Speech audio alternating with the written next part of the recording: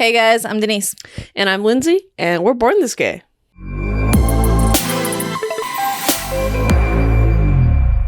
Hey guys, welcome to Warmest Gay Podcast, the channel where two girls talk about gay shit. A little bit of this, a little bit of that, and a little bit of everything in between. Hey, yeah. So much gay stuff to go around. Lots of gay stuff.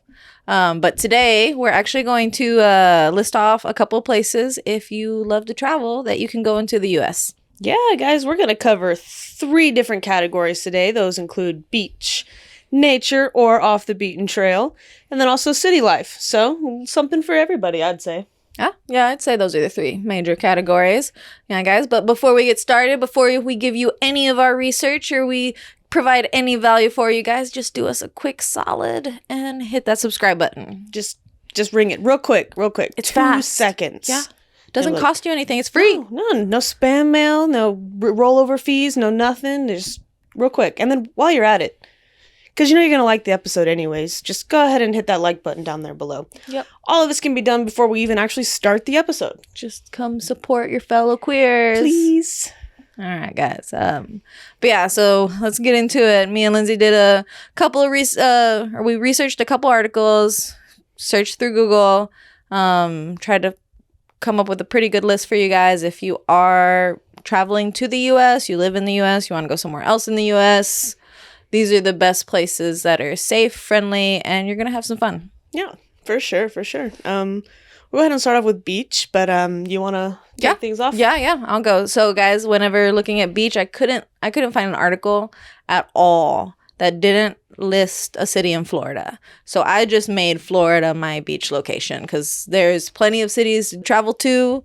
They even have, if you want to go to Disneyland and you're queer, we have a gay day at Disney. We sure do. Yeah, Orlando, Florida. Do you know what day it is? Does it alternate years? Like, does it switch days every year, or is it a solid date every year? It's a week-long celebration in August at Magic Kingdom. Over 50,000 attendees all dress in red and come out with pride. There's a mile-long parade through downtown that celebrates the community and honors the 49 victims of the Pulse Night shooting, guys. So yeah, wow. They do it pretty big at Disney. That is awesome. Yeah. You know, I've been to Disney once before, and I was really young. Had a lot of fun. I think I'd like to go back and visit Disney World during the gay week as an adult. Yo, one of the things that actually surprised the hell out of me when I was doing the research is Orlando is the 3rd biggest population for LGBT members. Yeah. Isn't that crazy? But I can believe it, though. When you see the media and you see, I guess, the political things, it shocked me. But I mean, you could say the same thing for Texas, but then also our community in Dallas and Austin. You're right. Very, liberal, very just open to opinions, but the rest of the state is not, or at least the leaders of our state. There we go, the representatives. That's what it is. Yep. Florida. But we're not getting political here. We're talking about vacations. I'm not vacations are happy. Anyone. You're right. Vacations are happy. But Orlando's a pretty good destination, especially if you want to go around August, hit that gay Disney. But there's also 3 other cities that were highly, highly rated on the list. Number 1 for sure being Miami Beach, Florida. Oh, yeah. Yeah. We actually have... I didn't scroll up enough, but we have a fan in the podcast room. I'll have to find another place for it. But we have a fan basically from a gay bar, our house, because Lindsay and my wife decided to have a good old drag brunch. Oh my gosh, guys. If y'all are looking for just a party for the LGBTQ plus community, it's Miami, Florida, honestly. We went there for her wife's bachelorette party. And we spent like 4 days in Miami, and I was so exhausted by the end of it. It was just party after party, and this drag brunch we went to at our house. I've actually been seeing it pop up on TikTok a lot. Really? Lately. So yeah, apparently they're growing a lot of support, which I can imagine with everything. I know exactly which TikTok you're talking about. Oh, I know. And yes I saw them dance. The one, where they're basically on the bar, and there's these 2 cute gay guys that are in like knee-high boots, inch heels that are like this big, and they're voguing on the bar. Heels are going up in the air. It was crazy. Yes. They were there. Yeah. Yep. Okay. Saw them perform live. Oh my gosh. Like, you talk about just a club while you're eating breakfast. That's what it was. There was bottomless mimosas. That was enough to get me to go just on that. And then just the show, the energy there, everyone was happy. Everyone was in a good mood. The performers did such a good job of including the audience in what they were doing. And so you're all in tables. So some tables obviously have better views. But they sure did make their way in between all these tables and gave each individual table attention. That's badass. It was hands down one of the best drag shows I've ever been to. Hey, yeah. So if you're in Miami Beach around Pride time, just so you know, they actually do a 2-day Pride event, which is crazy. And they have, if you're in Miami just in general, go ahead and check out some of their LGBT bars. I listed them. So the ones that I found were Twist and the Manor. So yeah, go give them some shouts. Those sound like fun. Yes. And then the other 2 cities in Florida that I kept seeing come up were Tampa Bay. So I don't know I know I've mentioned it to you a couple times, but there's this really awesome, horribly good reality show on Prime Video called Tampa Bays, where they follow these I want to say at least 10 30-year-old lesbians. And for those of you who don't know, 30 years old is when you're in your prime as a lesbian. That's when, I've been told. Yeah, yes, I've been told. That's where I think that's like basically us being like, we finally found our style. We finally know kind of you have a sense of your own personal being. Exactly. Your own individuality. Exactly. Okay, I could see that. You go through that 20 angst where you're trying to figure yourself out, but then you also have, for us queer people, the extra little bit of, okay, what kind of queer person am I going to be? Right. And at 30, you just kind of finding almost that title that fits you, which I have my own opinions about. I don't think you need a title. You just be you. You're right. But yeah, no, I could definitely see that, how your 30s would be it. But I have heard that show is very similar to Jersey Shore. Oh man, it's horrible. It just trash TV. Love it. Through and through. Yes. Yes. I mean, there's so much drama. I would never picture you as a trash TV person, though. I did it for this podcast. I did it for you guys. Yeah, I watched it because and she enjoyed it. I did enjoy it. It's like that meme, like, you like Krabby Patties, don't you, Squidward? Oh, I forget. She didn't watch SpongeBob. No. She's out of this. Oh, man. SpongeBob was popular when I was like already a teenager. You know, so I watched SpongeBob through graduation of high school. You kind of like it. You grew. For me, it was Family Guy. Like, that was my cartoon that started when I was younger. That's where you get your sense of humor from. Probably. Yeah. Probably. I can see that. Yeah, no, I grew up with SpongeBob, so my sense of humor is like your wife's sense of humor, actually. Yeah, we throw SpongeBob references at each other all the time. And the only one I know now, and that's because they use it all the time at work, is, the more you know. Yeah. It's the only one I know. Yeah, I have a little stuffed SpongeBob that has the rainbow doing that. Oh my God. Yeah, my girlfriend got it for me. I learned more and more. But what about you? What was your beach town? My beach town, I actually went with a place that I haven't heard of, but apparently I'm behind on this game because it's popular. Fire Island, New York. Well, I personally don't know much about the East Coast. If I travel, it's usually north or west. So I've never been to, I think the furthest east I've been was Boston. Okay. And I was there for a softball tournament, so I really didn't see much. But during my research, I saw just amazing things about Fire Island, New York. One of those things is it's kind of like hidden from the rest of New York City, because New York City can be like, very crowded, or it's kind of hidden from Manhattan. So just very crowded, very people everywhere, honking horns, doesn't sleep, like, parties all night long. So this is it's hidden about 2 miles outside of Manhattan, kind of behind some sand dunes. So it has like a nice little barrier, so you feel a little bit outside of the city, which makes it into the beach. So that's what I put in my beach category. It actually it's known for its maritime. Yeah, like marine. Yeah, like where, maritime. Maritime forest, which I've never heard of that before, so I had to Google that.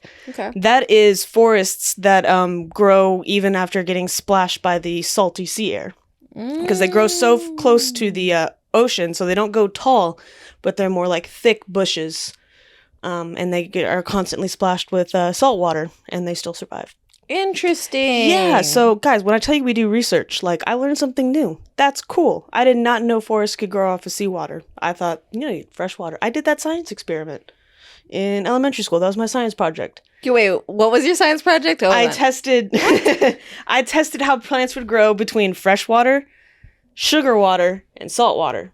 Do you remember the results? Oh yeah, the saltwater one died like almost. Really? Oh yeah, like the quickest. And then the sugar one died shortly later, but then the freshwater one died as well. I'm just not good at taking plants, apparently. Was it the same plant? Yeah. It was the same plant. Yeah. It was. I gotta have a baseline test. Yes, this was a school. This was a solid science experiment. Crossed all my T's, dotted all my I's, and still did it wrong. Okay. But yeah. So like I thought I learned something. Yeah, but apparently I was wrong. They can grow with salt water.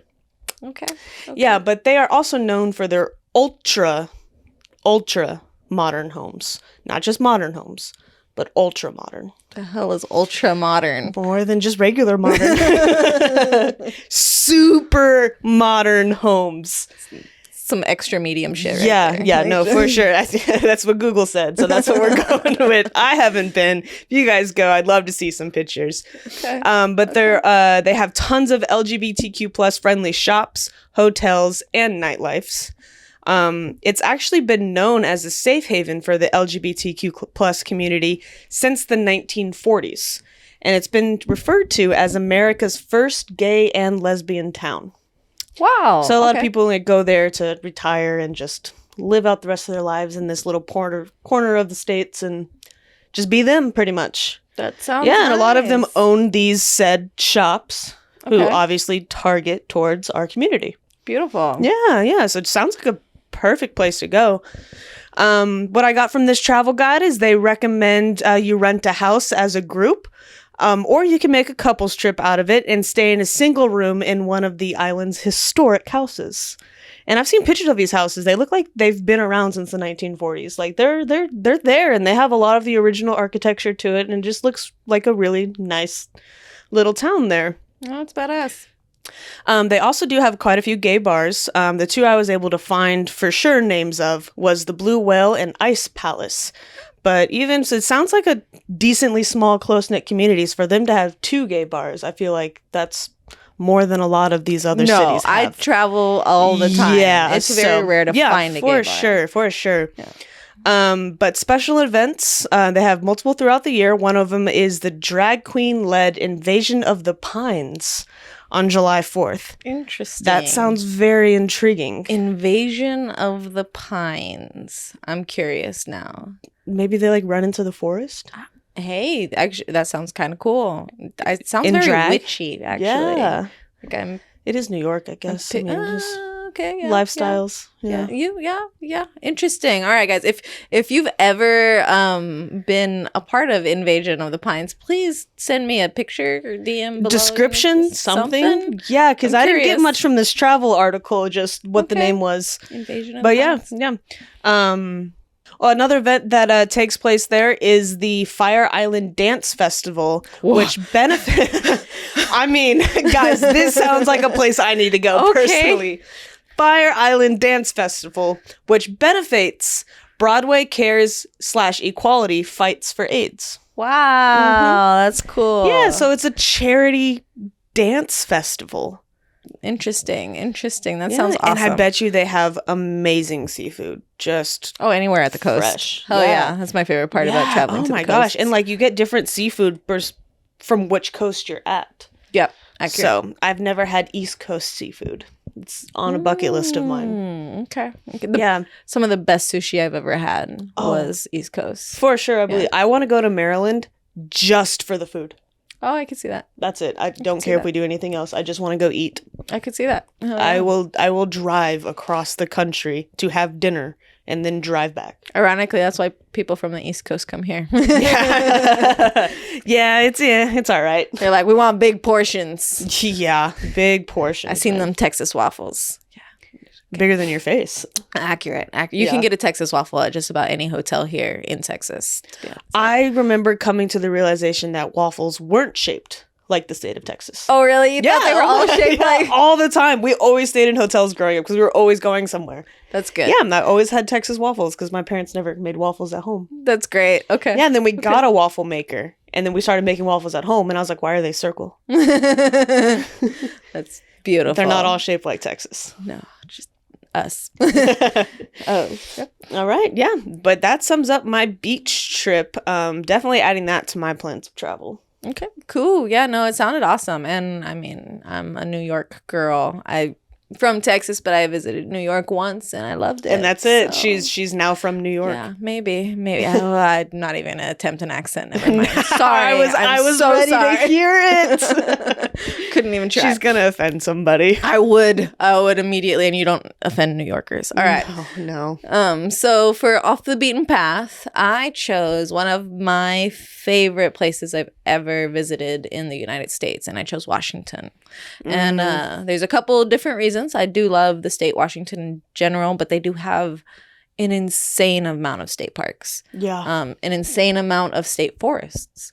The trees that I saw while I was over in the Pacific Northwest region were some of the craziest trees. I honestly thought that it felt like we were in some type of Lord of the Rings movie. Wow. Like it was crazy. It would make me feel like Honey, I Shrunk the Kids. Basically. Yeah. Basically. They're massive. They're tall. I mean, I've seen huge. pictures. Like a human looks like an ant next to these trees. Yes. Insane. Loved Washington. And then obviously they have mountains. They're right by the coast. So if you're looking for anything as far as hiking, rock climbing, bouldering, whitewater rafting, you name it outside, Washington has it. Bird watching for those people who like to just sit. True. Their three biggest state parks, I'd say, are Mount Rainier. I'm hoping I pronounced that right. Olympic National Park, and I'm gonna butcher this so hard. I'm ready because I'm not even gonna attempt. Schicolme. I'm not sure. One of those national forests. It's right here. Schicolme. I don't think that's it. Okay. I don't. I'm gonna laugh if that is it. But yeah, so Washington in general has the second largest LGBT population. Several LGBT friendly hiking groups and organizations, and if you just in general if you enjoy outdoor, but you're also down for a little bit of city life, Seattle was one of the funnest places I've been. They have Pike Street, which is just a whole bunch of, it's a big market, a whole bunch of flower shops, fresh food, fresh seafood everywhere. It was great. Plus, Washington in general is known for being the place that started Starbucks. So there's coffee everywhere. Gross. Yum. Gross. Yum. And then fun fact, one of the few lesbian bars in the United States is in the Wild Rose bar in Seattle, Washington. So guys, go check it out. That sounds like fun. Yeah, Washington is definitely on a list of mine. I personally don't want to live in Texas forever. I feel that. This is not it. I moved here when I was like 2 or 3. It was not my choice, and I want to leave. Yeah. So I'm definitely thinking of Colorado, Oregon, Washington, somewhere with trees and mountains. I don't want to be able to see for miles across the land. Like, guys, in Texas, if you stand on a roof, you can see El Paso. Like, it's straight across the street. Yeah. It's so flat. It'll take you 12 hours to get there. Yeah, but you can see it. It's right there. You can almost reach out and touch it. Yeah. We're known for our sky just because we don't have mountains, we don't have hills, we don't have anything. We just have a really, from the horizon all the way, anywhere you look, you just see horizon and sky. Yeah, they just meet each other. So the sky does go on for miles, and it is nice when you get out in the country and there's no lights or anything, so you can just see stars for miles, and it's like never dark because there's so many stars. Or if there's a full moon, it's just spotlight on the ground wherever you go. Okay. Yeah. I think that's the one neat thing about Texas, I'd say. Oh yeah, no, our sky is to die for. Yeah, I will say it's in that song. I mean, I feel like that's why NASA's here. I'm not sure. I don't know that for a fact, guys. Don't quote me. But it would make sense. I could see that you could see very far. Yeah. Okay. Yeah. Oh, it's food for thought. Food for thought. Okay. So yeah, off the beaten path. Where's your path? Mine is another one that I haven't been to, but just Googling it and researching it, it just looks absolutely beautiful. What do we say? Asheville? Is that how you pronounce it? Asheville, North Carolina. I think I've driven through North Carolina, possibly. Okay. Never stayed there, but I've heard beautiful things about the state, or more specifically sections of the state. This one specifically is actually hidden within the Smoky Mountains. So you can't necessarily see it with your eyes until you start driving up into the mountains there. But for it being hidden, it actually has 83% more LGBTQ plus residents than the average U.S. city. They have drag nights, they have wineries, they have breweries, boutiques, and tons of outdoor activities, as you can imagine being in the Smoky Mountains. Cool. So we're talking, whitewater rafting, bird watching, bouldering, climbing, hiking, what other activities people do outside, probably mountain biking, all this different other stuff. I'm not that much of an outdoorsy person, apparently. I can't think of any more activities, but you name it, they can probably do it. Yeah. They do celebrate Pride in September, and it's called the Blue Ridge Pride Festival. I like it. And it's a whole weekend filled with pageants, parties, and a big street festival. And once CNN called it one of the world's best places to celebrate Pride. Wow. I mean, Pride in the Smoky Mountains. Yeah, Woof. Yeah. I love places.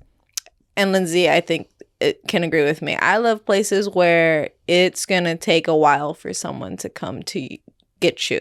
Right. Yeah.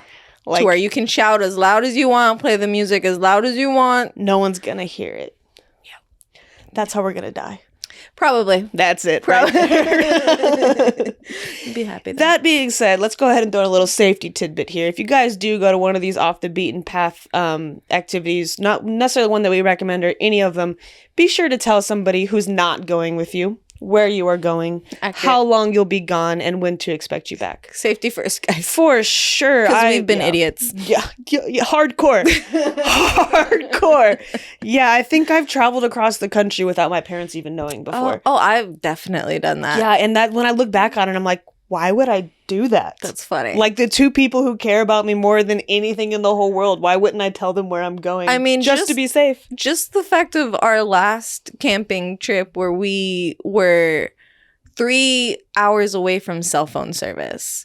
Like, even if they tracked our phones, guys, it was it. They would be very far away from our dead body locations. Yeah, I think we drove out to go to the grocery store. Mind you, going to the grocery store at that campsite was a 8-hour round trip. Yeah, 4 hours to get there, 4 hours to get back, including the hour and a half you spent at the grocery store. It was a day thing. It was a day. We had a day to go to the grocery store.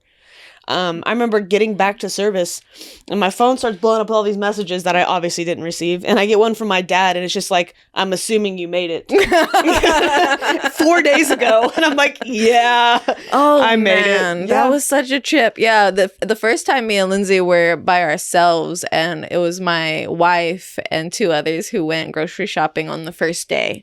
Right. So me and Lindsay are just sit there. Mind you, we didn't go grocery shopping before we went here. So we've woken up. Always go grocery shopping before you get to your campsite. We only have maybe a water bottle or 2 left of water for the full day in Texas, right? With the sun. There's no forest, there's no trees. We're in a desert.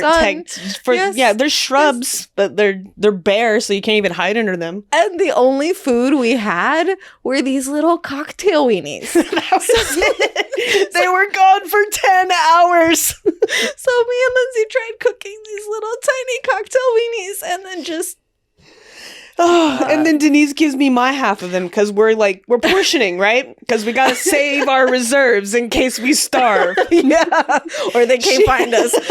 She hands me to them and I don't know what happened. I go to stick them in the fire and then bam, they all fell off into the fire. That was my rations for the day. That was all the food I got. So I did get them out of the ashes. Sure did. Blow them off and just cooked the dirt away. Hey, actually, that's probably why we didn't get COVID. I mean, it was sorry. That's probably it. Yeah, to sum it all up, her and her wife got COVID while we were staying in the middle of nowhere. Yep. That was crazy. Yep. Yeah. Yeah, poor Sam was sick as a dog. Oh man, Okay. off the beaten path, man. I would say that's probably our favorite vacation. Yeah, style. no, I love it. I love being as much as there are trials and tribulations. I love being far away from anyone to where no one's gonna check up on you. Actually, that's my biggest thing about going on vacation is just you feel free, Mm-hmm. and there's no responsibilities, no one to answer Exactly. to. There's no freer feeling than when it's just you and nature. Mm-hmm. Yeah. And then there's something rewarding about like building your own shelter that you're gonna stay in, like making your own bed from nothing. Like it's just like you did that, and even though you're sleeping on the ground, you feel almost a sense of comfort. Like I did this. Hell yeah! Like my back hurts, but I did this. Hey, yeah. All right, guys. So yeah, that was our beaten path. So the next one, if you don't like your back to hurt, if you want to be in a bed, if you enjoy the nightlife, you don't like If you to be enjoy outside, tons of social interaction. hey, then the next one is our city life for you night dwellers. Yes. So me, I had to because there is no other place in the United States that is known for gay-friendly culture other than California. Yeah. And out of California, we know where the gay capital is. It is San Francisco. Say it for them in the back. Yep. San Francisco has the highest population of LGBT community members. Like queers, San Fran. It's just where it is. Also, LA. LA is also really known. I think they're only, I want to say 3 hours apart. But LA is known for West Hollywood being a huge gay mecca. I believe also, in general Hollywood, but I believe both East and West have gay mecca. That's actually where the show The L Word is based out. Yeah, she had to throw that one in there. Sure did. You won't go 2 episodes without the L word being mentioned. It's my show. But also Cali is known to have the biggest, baddest, craziest, most packed lesbian party every year that ever gets thrown, and it's Dinah Shore. It gets thrown in Palm Springs. It's basically just imagine the biggest music festival you've ever been to, but all lesbians. Wow. Yeah, and with pool parties and a beach, of course, too. Yeah. That sounds like titties everywhere. Oh, so, bro, I've never been, but one day. One day. I will be swimming in titties. Okay. Sam, too. Don't. I see you. Yeah. I'm not saying nothing. I'm being good. But yeah, Palm Springs, actually where Dinah Shore is held, is home to the first all LGBT city council in the United States. Wow. And they have a very famous adults only resort where clothing is optional. And that's at Toucan's Tiki Lounge, which is crazy to me. I didn't know those places existed in the United States. Clothing optional. I mean, I'm down. Maybe. Girls or guys? No, I'm assuming it's probably both. cumulative, so I'll deal with some sausages to see some tacos. It's fine.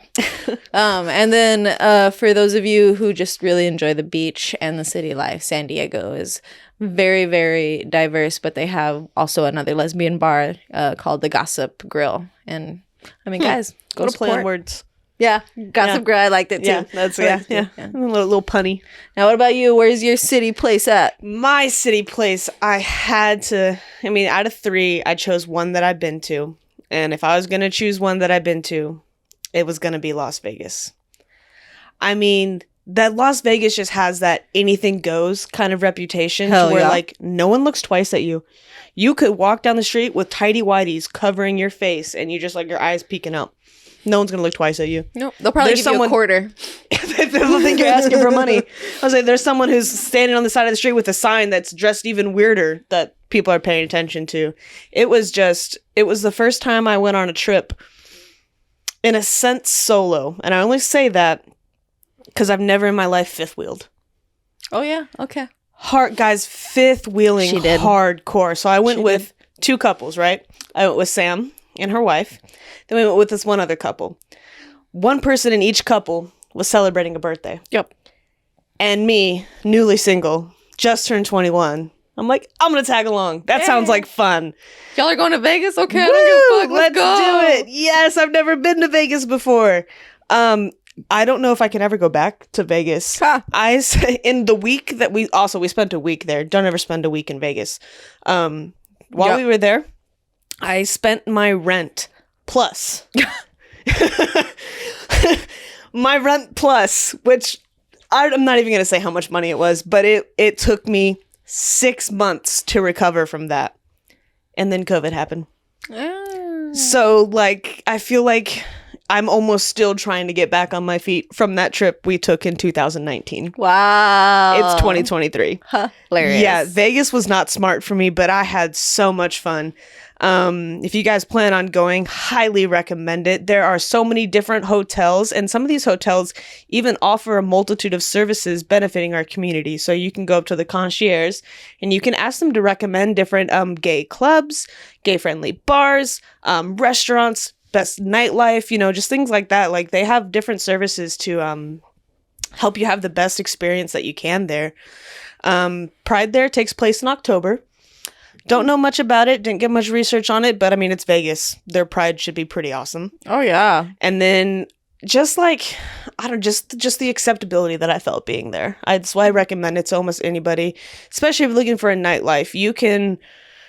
The lights never shut off. I was about to say there is no such thing as night. There's no time there. There's not. I mean, I sat down. They went on a couple's night. Each couple went on their own date, so I just was left to my devices. I was like, you know what? I'll gamble a little. I had $40 in my pocket. Why not? Let's see what we can get. We sure did leave 21-year-old Lindsay in Vegas by herself. By myself. What were you thinking? I could have gotten into so much. Oh, Instead, I sat at a poker table. Mind you, the same poker table for 9 hours. Hey. Broke even. Badass. Broke even. Fuck yeah. Yeah, I did it.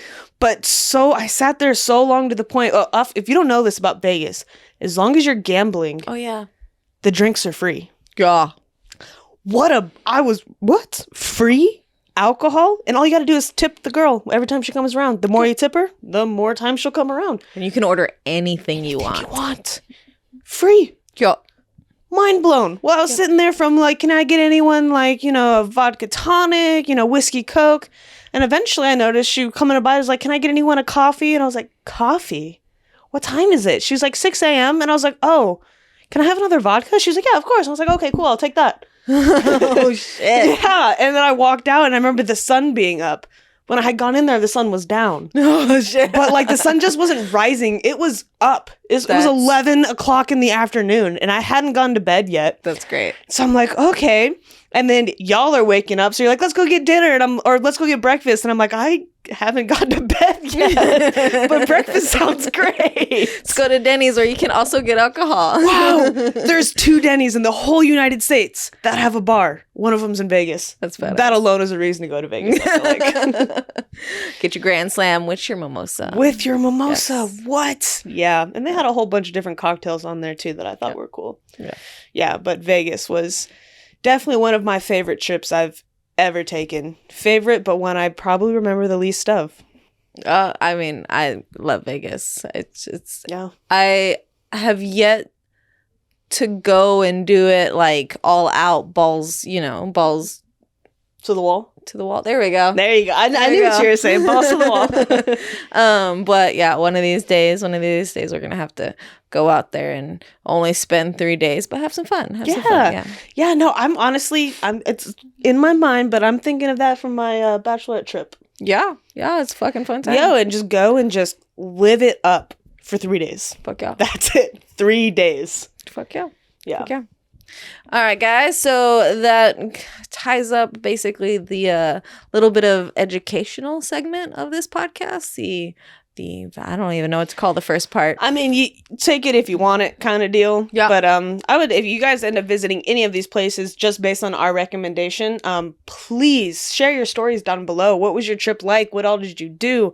Did you experience the things that we talked about? Were they as friendly as we heard they are? Just let's hear about them. Yeah, or if we left out a place that you really think we shouldn't have left out, please let me know. Because, I mean, there was a decent amount of places as far as the lists we went to, but I tried to to get the most common. However, I know I missed some, and I need a bigger bucket list. So let me know where places to go. Yeah, throw some states at us, guys, for sure. Yeah. All right. So next is coming out corner. Woo! Coming out corner. Yeah. It's our favorite segment. Hell yeah, guys. So we're me and Lindsay pick out a story every week that we really enjoy. It's a coming out story. Typically, we use this website, which I use today, which is whenicameout.com. Very, very useful website for this podcast. For sure. Yeah, we'll keep using this website. Got no problem with it, but we love to hear from you guys. Yep. I mean, we're getting the views. You guys are watching us. I know y'all listen to these coming out stories, and I know you have one you want to share too. Yeah. We can do it anonymously. We do not got to drop your name or nothing. We'll say whatever you want us to say. Your story, pretty much. Hell yeah. Show someone else out there that they're not alone. Yeah, that's right.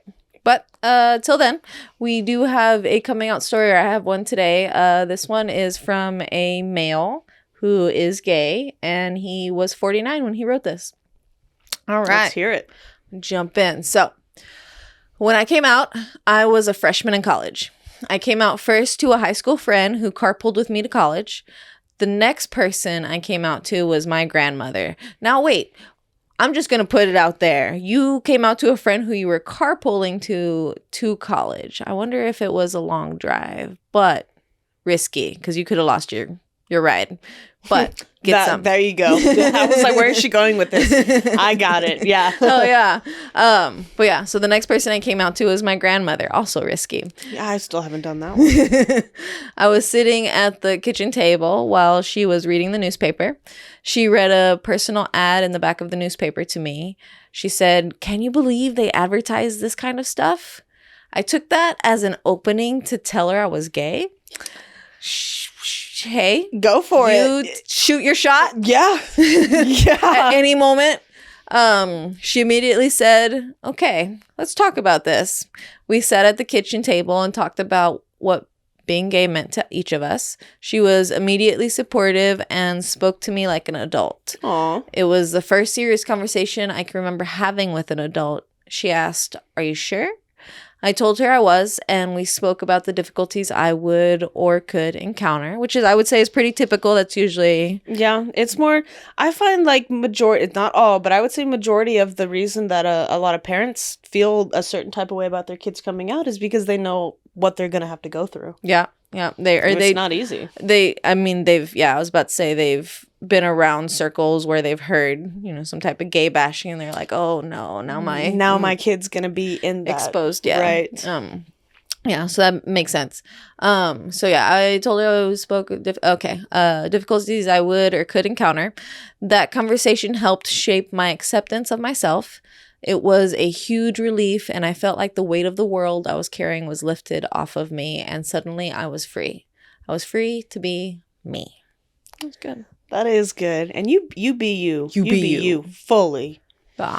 I liked that. I like happy endings to these stories. Oh, yeah. Yeah. Love it. Yeah. Oh, yeah. So all right. Next one is you. Let's get mine going here. Mine is from a male. They classified female to male transitioning. 18, and they are asexual. When I came out, I was incredibly nervous. I told my cousin, who is the only person I have been with my whole life besides my brother and my parents, and she understood almost instantly. We used to always joke that I was more male than female when we played dress up when we were younger. I would always be the husband or the father. Everyone always assumed I was just a tomboy, and I was just too influenced by my brother and father. But it was not until very recently that all my depression and anxiety came to a head, and I had that thought, what if I am really a boy and not just a boyish girl? I have been hinting at being transgender ever since to my parents, brother, and younger sisters, but they all think it's just some ongoing joke I have and don't take me seriously. I talk with my cousin, but neither of us have the money or resources to move out of our respective houses and start buying me the necessities I would need to transition. So my hair is still long and I don't have a binder. I'm hoping to change that soon. Hey, I mean, baby, you're only 18 years old. You still got plenty of time. The one big piece of advice I would say is that if you're hinting at being transgender, that might be why they're taking it as a joke. They might be, yeah. Yeah, I mean, be proud of who you are. And I know it can be hard and it can be very scary, but how you're hinting at it could be taken as a joke. Yeah, she's just kidding. She just, haha, that's a good joke. These man. queers. Yeah, darn them. Yeah, no, but I'd say you're on the right steps there. Yeah. Just keep your head held high. Eventually, you're going to get that haircut that you want. Eventually, you're going to find the binder that you need. And eventually, you'll even save up enough money to have your surgery and get put on the correct hormones. Yep. And when that day comes, it's like you're going to see the world in a whole new way. Colors will seem brighter. The blue will seem more blue. The green will just seem so deep and bold. And I promise you're going to want to be around to see that. So just keep your head held high and keep pushing forward. Yeah, you already did the hardest work of all, which, to be honest, coming out to other people is really scary. It's really hard to do. But I feel like the biggest accomplishment that all of us have whenever we're first struggling with these feelings is first, like you said, what if I am a boy and not just a boyish girl? Accepting it yourself. Like that's a huge thing. I remember the first time I was like, oh, okay, I'm gay. Like that, like you said, the weight. Yeah, and you didn't even know that there was a weight there until it was gone. Yep. Yeah. So you're on the right path. Just give us some time. Yeah, for sure. All right. Now it's time for our Sit Straight and Talk Gay segment. All right. So I finished actually a little bit while ago, so we're pretty far away from it, but I still want to talk about it. Me and Sam finished Orange Is the New Black finally. Wow, y'all just finished? Yes. I mean, I can't really say nothing. I think I dipped out before the last season. So yeah. I technically haven't finished either, but I watched it way long time ago. Oh, yeah, I know. I watched to season 3. I watched to about when Ruby Rose got there. Crazy. And you left off? Then I stopped. Yeah. That's wild. My mom started watching at season 3. That's hilarious. Yeah. Her straight mother, Ruby Rose. You're doing us a solid. She does something. I don't know what it is. She has that power. That Shane-esque type. Yeah, for thing. sure. Yes. But I will say it was actually a lot better the second time around. Like, I really thoroughly enjoyed it, and I was shocked at the subjects they decided to tackle. Yeah. Like, it was crazy. They seem almost very close to home. Hell yeah. So, just a little synopsis for you guys. It's about a woman who's convicted of a decade-old crime of transporting drug money to an ex-girlfriend. Normally law-abiding Piper Chapman is sentenced to a 1.5 years behind bars to face the reality of how life-changing prison can really be. Now, Piper Chapman is the main character. It's this nice little blonde girl played by Taylor Schilling. And her character is based on an actual true story. So Orange Is the New Black is originally a book written on the true life of Piper Kerman, who sure did get, same thing, got busted on a drug smuggling charge and ended up going to prison for a year. Like years later. Yep. Can you imagine just living your life and like something you did in 10 years ago comes back and haunts you like that? Turned upside down. That's crazy. Your past always comes back, it guys. Does. You deal with that shit. Yeah. You can't bury that stuff for long. But yeah, the reason, so this this series came out a pretty long time ago, and it was huge because it was on Netflix. It was very gay friendly.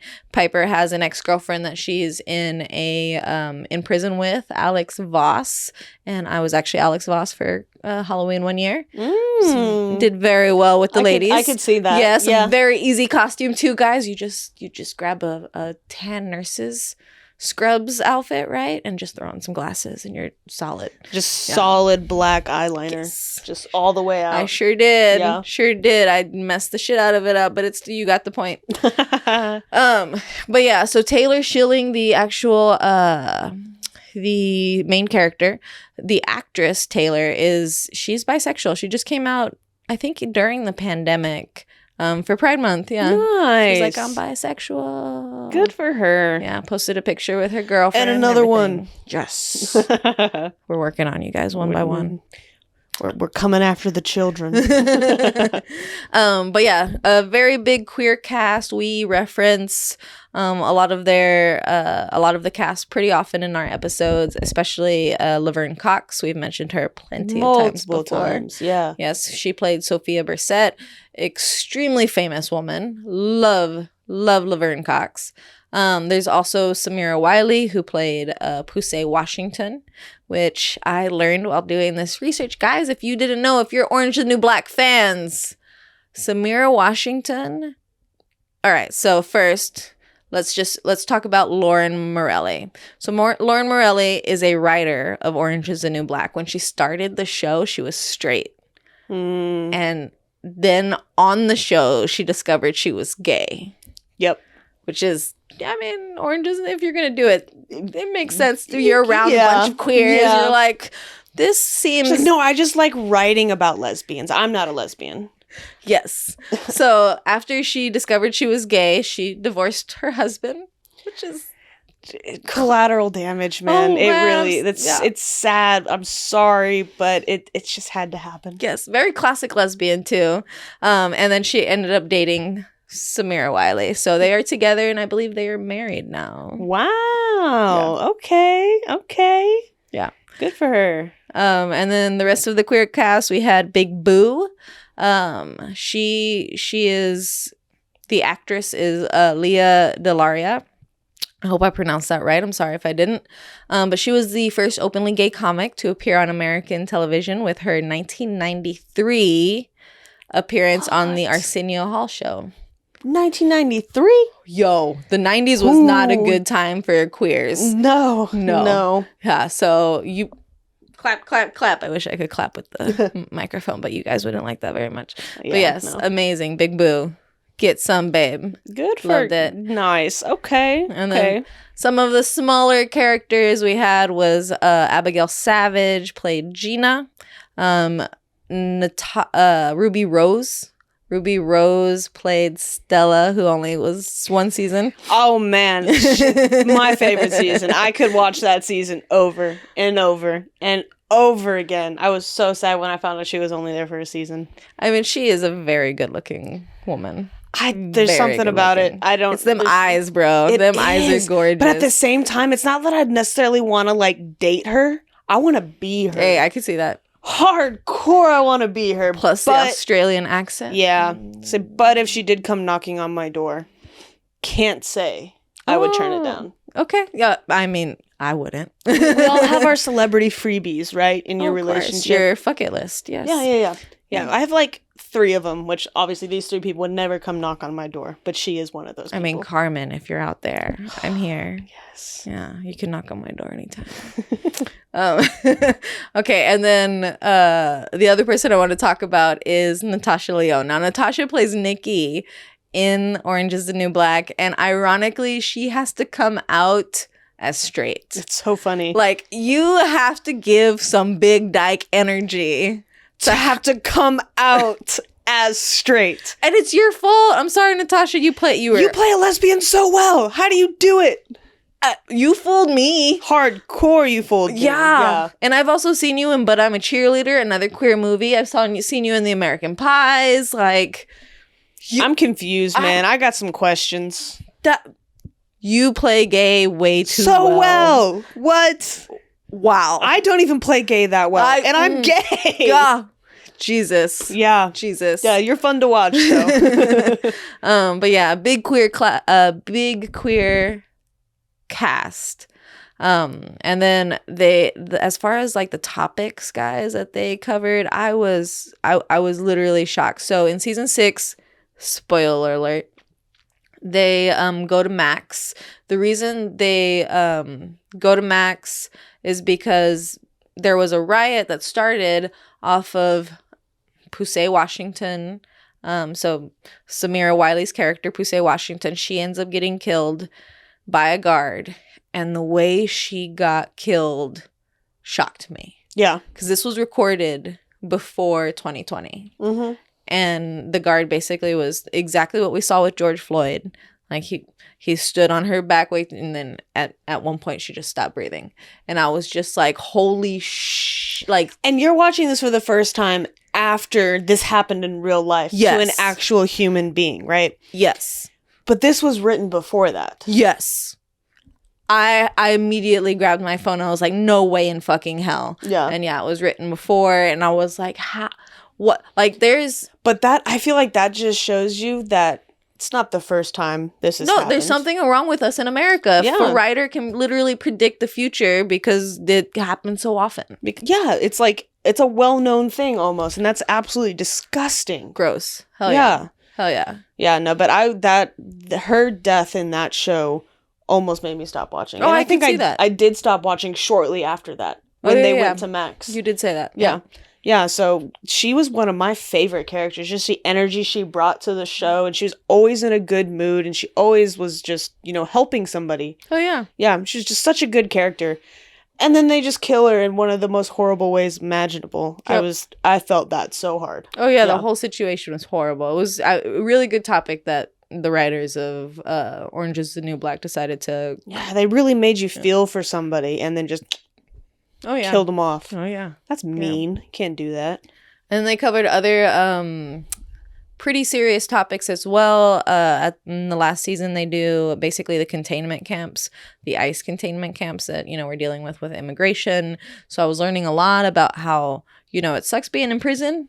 But it sucks even worse being in basically a prison where you have no rights. Right. Because you're not in the country that you were born in, which is crazy, guys. Like the shit that I was seeing and these are writers, right? So I'm not saying it's all real because I don't know. I don't have facts. I'm not CNN. But they're there. She wrote that for a reason. Yeah, I was about to say, it's kind of hard to just come up with this kind of stuff. It all just hits a little too close to home, if you know what I'm saying. Yeah, it was crazy. I recommend, if you stopped at Max, I would recommend going on, because at Max it seems like the only characters left are like Piper and Alex and like maybe 3 or 4 characters, but they bring them all back in the finale. Well, see, in what this is one thing that I can't stand when shows do. I stopped watching Grey's Anatomy for this. Don't make fun of me because I watch Grey's Anatomy. But it seemed like they just were starting over again.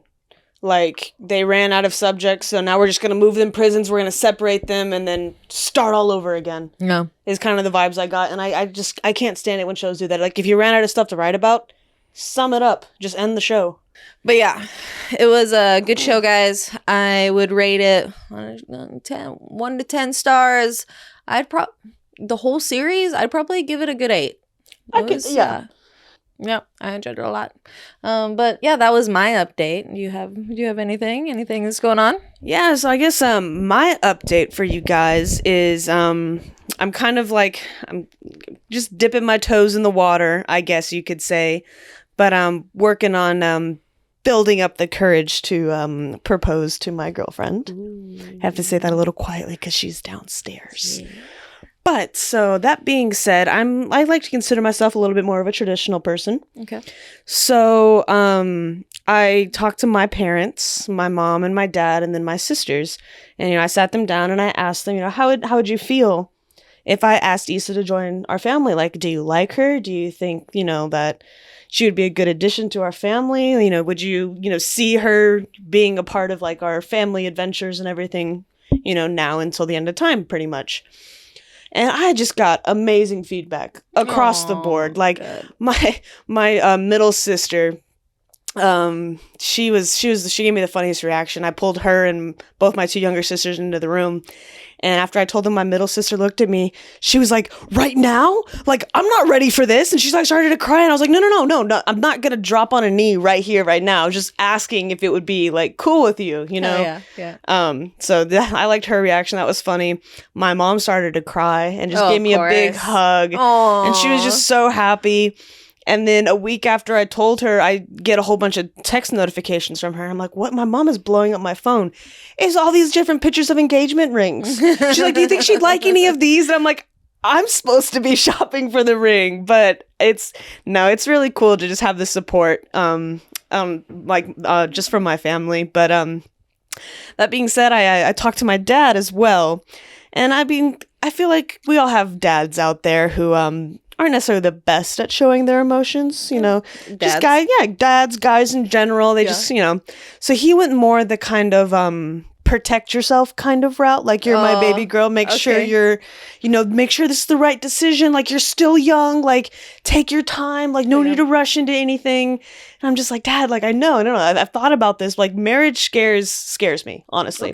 I come from divorced parents. They divorced when I was in my freshman year in high school, so a pretty vulnerable time in my life. So of course, I have a pretty, I would say, timid view on marriage.